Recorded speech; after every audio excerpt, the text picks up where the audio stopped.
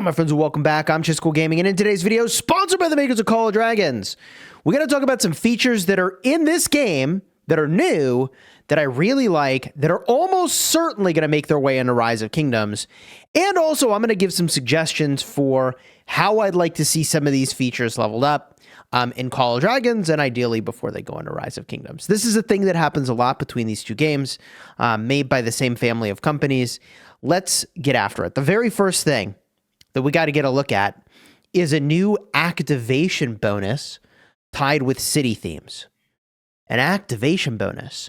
So when you go and you get a look at this, there are 5 city themes that you can activate for an additional bonus. So I've got the city theme I have equipped, which is giving me 13% infantry defense, but it's also got this new activation status giving 2% attack. So if I get a look here, I have 4 other themes activated that give 0.5% of attack each, giving me a grand total of 4% attack. I think this is an interesting feature, and it does not do the thing that I thought it was going to do. What I thought it was going to do was let me have 1 city theme for each troop type active concurrently, so that I wouldn't have to keep switching between city themes when I want to run out different troop types. But instead, as I mentioned, themes have the sort of attributes that work when the theme is active, and then also this activated status, which is giving a little bit of an additional boost. That's how I understand it to work. And you can see over here that I have the 4% Legion attack and the combat buffs. I wonder if there's somewhere else I can show that to you.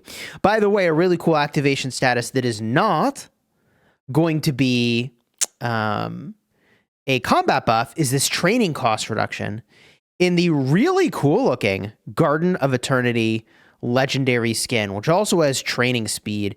This is the Ark of Osiris League equivalent, which I can show you. The Roots of War League. I can go to the rules. We can go to the rewards. The trophy and the medal are legit, but you win the overall thing. There we go. There we go. Technically, you only need to place in the top 4 to gain access to this theme, which is also how it works in Rise of Kingdoms. So, like, the way this was going to go is, like, you know, very predictable in that regard. Like I said, these games have a lot of overlap in kind of the stuff they do, and I think this theme does look cool. And obviously 3% training speed and cost reduction here of 2%. That is really nice. And I like that I could have that outside of like when I'm fighting in, you know, a season, and just have that activation status also kind of running all the time. 3% Legion attack, honestly, for all troop types, that is pretty legit. Although the real thing I would love to see this sort of activation address is the idea that, you know, I have all these different troop types. I got to switch my theme every time I leave my city to optimize for a different troop type. The way that I think this would go off the rails if it's like, yes, I can have 5 infantry themes and I'm like stacking infantry stats. No, thank you. At this moment in time, the best you can do, I think, in Call of Dragons would be to have 5 of these 2% themes for a grand total of 10% attack. I do think that moving forward, it's likely that these themes will have different bonuses, but I can see why in this initial incarnation of this, they can't like retroactively give these things different meaningful bonuses, I feel like, because some people might, you know, understandably be like, wait, I'd have gone for that differently if I'd known it had a different effect. So I think it makes sense that they roll these out with an even effect. But in the future, I suspect we'll see many, many different things go in that activation status. And quite frankly, it's extremely common in this genre for every single theme you collect to have an effect that applies to you. So for what it's worth, I think there's room for the developers to kind of push in that direction. All right. You know, I almost forgot here. I'm going to need to edit this into the video. But while we're on the topic of city themes, for sure, Rise of Kingdoms is going to start to add these interactive city themes. 100%. No questions asked. This is definitely happening. This is why you subscribe for the predictions here. But this is extremely common in the genre, and it's dope AF when city themes interact. They got the heart theme over here. This is something I've seen in a bunch of places, this style of sort of an interactive theme. I expect we'll see a lot more of this. There's a ton of really cool stuff that can be done with it. And what's really interesting about the way this works is that you don't need to have a legendary theme to do this. So in this particular event, there's sort of like 2 cosmetics you can win. And it's not the city theme that you win. It's an adornment of the city theme. It's a sort of decoration to a city theme. And the city theme itself was really easy to get. It's epic. I mean, I picked it up, even though I don't intend to use it. I don't know if I have enough admirers to actually get this thing. You get one side of it by giving, and one side of it by receiving. And like, obviously, once you get on this leaderboard, like here's the real, the secret to this event is that you urgently want, if you want to be on the receiving end of this, you urgently want to get onto the receiving side of things in the leaderboard as fast as possible, so that people see you're there and then they give you their flowers. That's the strategy here. You want to get on this list as early and as fast as possible, and then you just kind of snowball because you were on the list. Like, I guarantee you this person who's in number 1 in part gets more because they're in number 1. That's how this always works in this style of event. Yeah.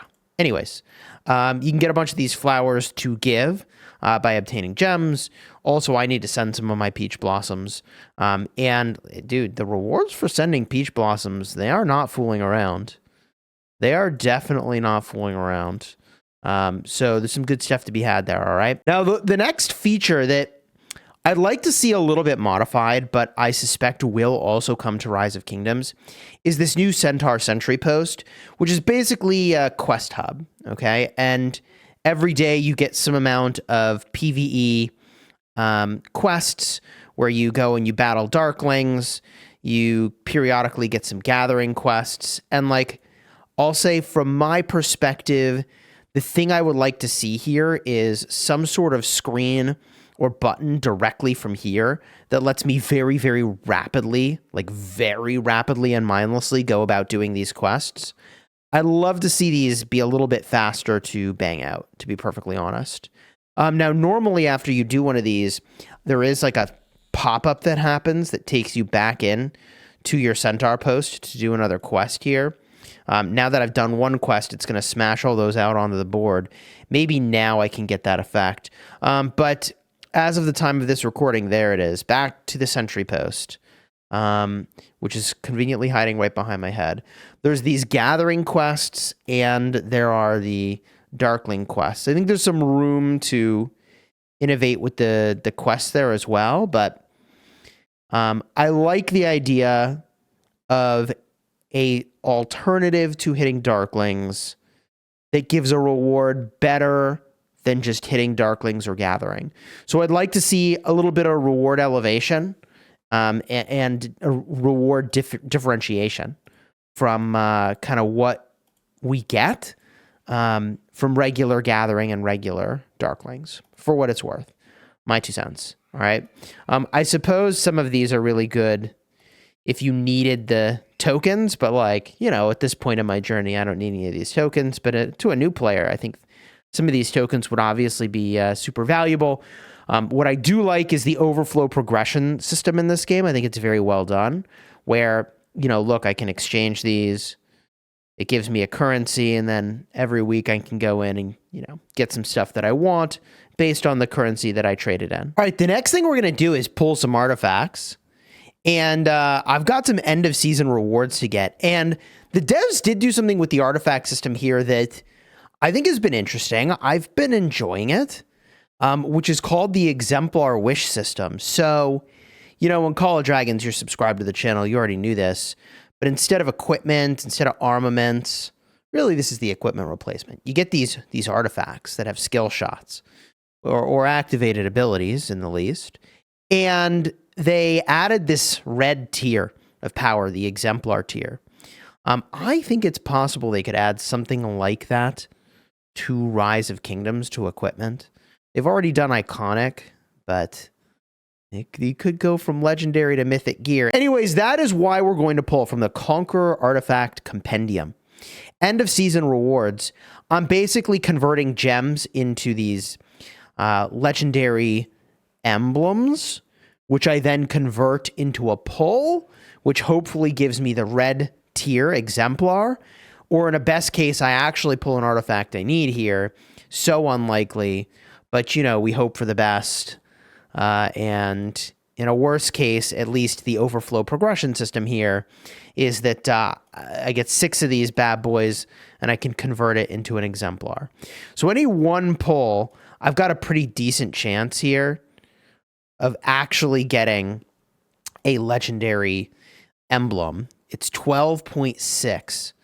But I think, get a pity every 10 draws. So if I suck, which is possible, then at least I go to pity, and I'm spending 15,000 gems for one emblem, which in this game is, I think, a worthwhile thing. I get to spend 30,000 gems in total for the 2 emblems. Oh my god, I'm going to go to pity. 13 out of 20, come on. Bro. Oh no. We are so going to pity. Oh my god. All right, well, here it is. Pity. All right, at least be good, right? At least, what if you were good?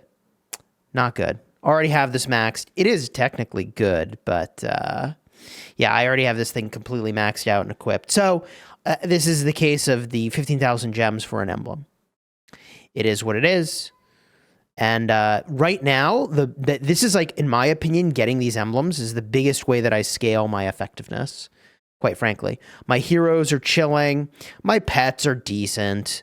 And it's really these artifacts where, you know, you get as much as 5% extra damage dealt and 5% less damage taken. Bro, that is insane levels of power gain.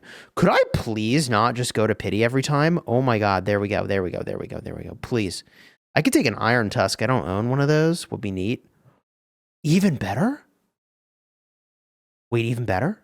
Ooh. Wait. Wait, yeah. Yeah. Okay. W. Huge W. This was totally worth the gems. I just spent way more doing this in a Forge of Light, which is what I actually debated doing recently. We just upgrade this. Actually a W. That's really, really, really good. So I just upped my damage dealt and damage taken reduction by 1.5% each. Insane. Simply because it was exemplar. I had the 5% damage dealt and damage taken reduction, which is kind of nuts. Now, I have 5 more pulls here. I think we play the odds, even though there's a really good chance I don't get anything. Every one of these pulls has a, 12% chance. We just go for it. Probably going to completely flop, and there's no pity to go to after that, which sucks to suck. But I really want these legendary emblems, so we take the chance here. Yeah, you win some, you lose some. That's what happens when you gamba, and so we gamba'd. So overall, if you're a Rise of Kingdoms viewer, I'd be on the lookout for this sort of activation status system.